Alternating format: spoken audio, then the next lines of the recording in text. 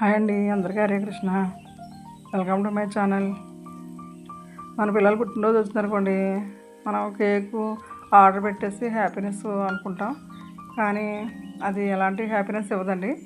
దానివల్ల మనకి ఆరోగ్యానికి అయితే మంచిది కాదండి. అందులో ఎన్నో కెమికల్స్ యూజ్ చేస్తారు. మనం హోమ్మేడ్ కేక్ మనం తయారు చేస్తాం అనుకోండి, మన పిల్లల కోసం మనమే తయారు చేస్తే ఆ హ్యాపీనెస్ వేరు కదండి. పిల్లలు కూడా చాలా హ్యాపీ ఫీల్ అవుతారు, మా మమ్మీ చేసింది నా కోసం అనేసి. ఇప్పుడు కావాలంటే అప్పుడు మనం రెడీ చేసుకోవచ్చండి.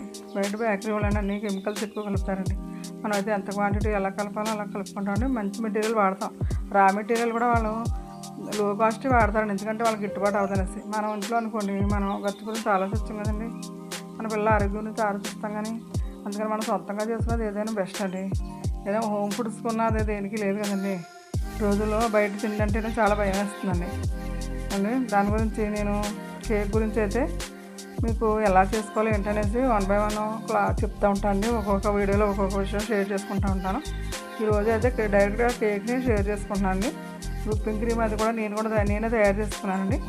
దీనికోసం అయితే మెటీరియల్ అంతా కూడా నేను అమెజాన్లో ఆర్డర్ పెట్టి తెప్పించుకున్నానండి. నాకైతే ఫస్ట్ కేక్ చేయడం ఒకటే వచ్చు, కానీ డెకరేషన్ రాదండి. యూట్యూబ్లోనే ఖాళీ టైంలో చూసి నేర్చుకున్నానండి.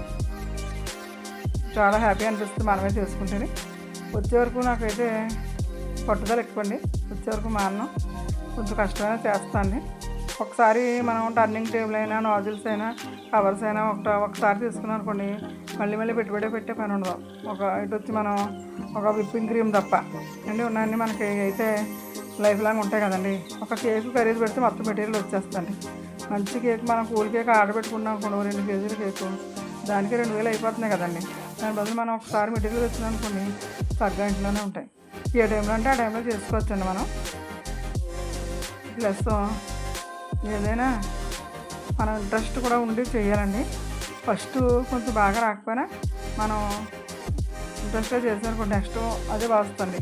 ఎప్పుడైనా ఫస్టే అందరికీ బాగా రాదు కదండి. ఒకసారి బాగా రాకపోతే రెండోసారి అదే బాగా వస్తాయి. సొంతంగా మనం తయారు చేసుకోవడంలో ఉన్న ఆనందం కొనుక్కొచ్చిన దాంట్లో ఉండదు కదండి. కొనుక్కొచ్చిన కేక్ అంటే బాగుంటుంది మనం చేసే కేకే.